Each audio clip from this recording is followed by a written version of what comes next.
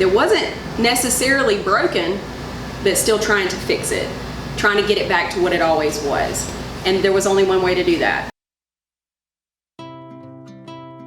Hey guys, this is Michael and Nikki Garcia for Garcia Donuts here in Laurel, Mississippi. They were recently part of a very big chain and kind of stepped out on their own in faith to start their own business using that experience that they had through the chain. So I just wanted to ask a few questions of them. All right, first question. What made you step away from the big franchise to do your own? Because I mean, in the big franchise, I would assume it's very comfortable. Oh yeah, it was definitely comfortable. We had been part of that franchise for over 50 years, so it was definitely comfortable. It was the norm. There was security in that. So it was definitely scary stepping out. What kind of brought you to the point where you wanted to do it on your own? We did have a big franchise name on the sign out front, but in every way, this was a mom and pop. This was an independent business from the get-go. And so when they came in and asked us A, B, and C of us, it blew our minds, it rocked our worlds. And we were really at a crossroads because we've got these 4 little girls. So this is, y'all want to say your names? Neva, Nori, Max. Neva, Billy, Nori, Max. What is your favorite thing that your dad cooks? The chocolate covered donut. You try that. The plain donut. Cream filled. We've got this family to support, and here's this safe, secure decision to make, and then here's this really risky one. So for 2 years, we made the safe choice, what we thought was the safe choice.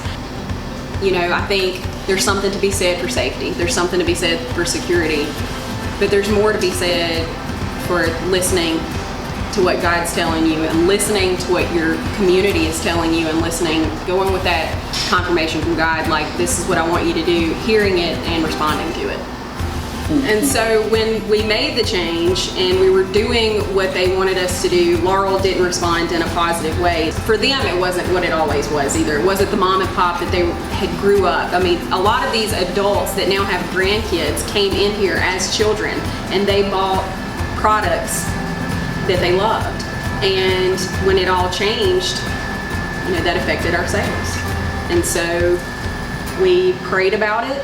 There was a lot of prayer, there was a lot of thinking, there was a lot of worrying, there was a lot of anxiety about making this huge decision of taking something that wasn't necessarily broken, but still trying to fix it, trying to get it back to what it always was. And there was only one way to do that, and that was to change our name. What would you say you are proud of that is yours? Chocolate. We're so proud of our chocolate because it's my favorite. So good. Chocolate-filled donuts. We're proud of all of the products that we put out. We were before, and like I said, those changes took that away. So getting back to that ability to make things homemade and not pull them out of a bucket, that is what we're most proud of. We're proud of serving our customers here in Laurel and people that stop in from other places a product that is 100% homemade and made with love. Your dad started this? Is that so? What kind of, as a whole, what kind of role does your family play, or each individual? My daddy, we wouldn't be here if it wasn't for him. He bought the place in 1965. He had zero. He was fortunate that a banker took a chance on him, and because he had nothing at all to buy with, and the guy took a chance on him and loaned him the money to buy the business that wasn't doing good at all. It took him 2.5 years before he finally started seeing a little daylight.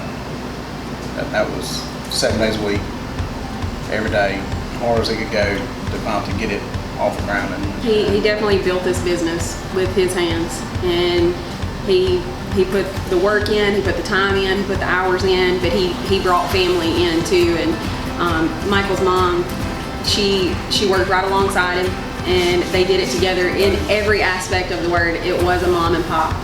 And I love when she tells stories about the playpen in the store that he was in. He was in the playpen, just a baby, while she was working and while his dad was in the kitchen cooking.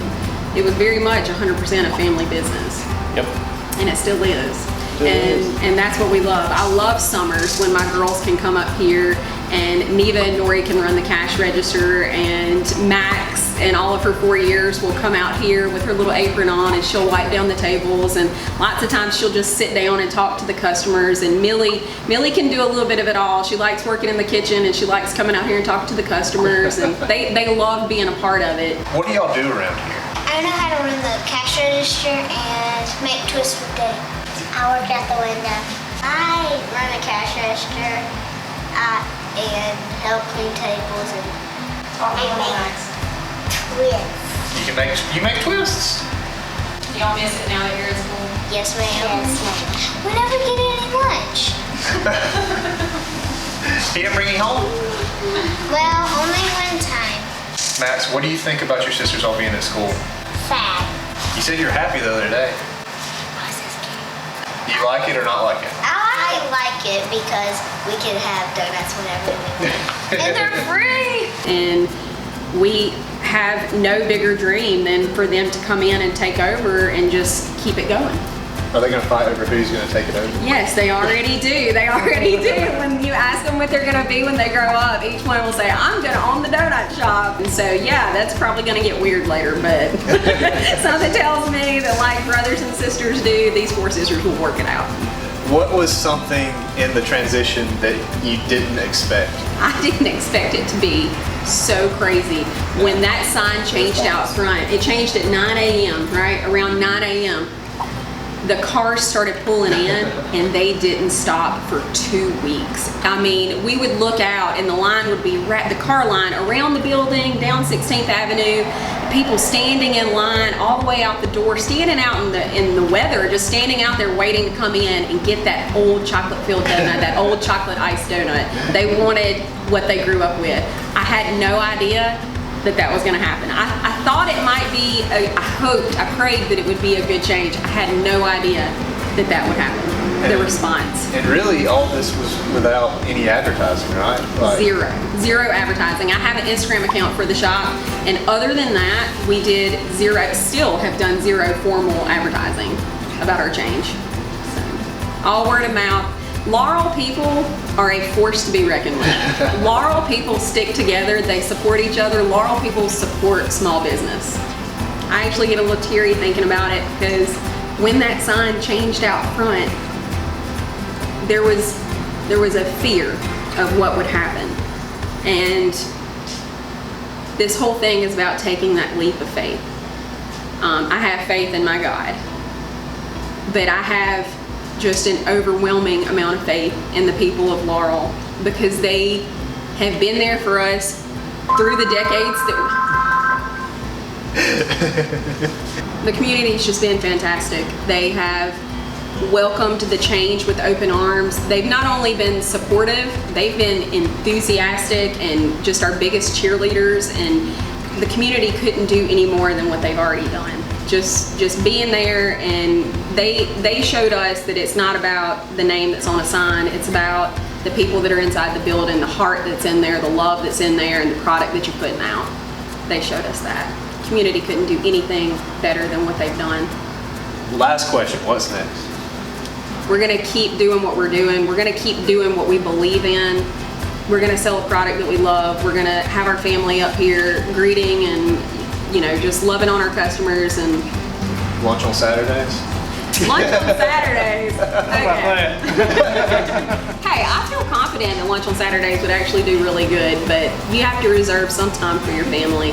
And just adding this few hours of cooking lunch and serving lunch to the public, it's just a few hours, but there's prep that's before that, there's cleanup that's after that, so it's actually a lot of hours.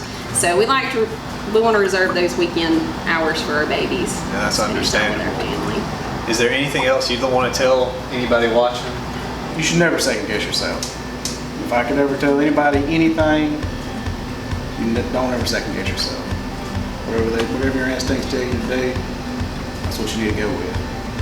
Because that's how we ended up for 2 years not liking what we were doing. But I decided to play it safe and didn't like it. if you're living this life, then live your sweetest life. That's kind of our tagline around here. We believe in living your sweetest life and doing what you believe in and following your heart and listening to your God. And that's how we ended up where we are today. And I think we're pretty happy where we are today. If you haven't been to Garcias, I don't know why you haven't, but maybe you should, and we'll see you. Since no one talked about the lunch, it was so much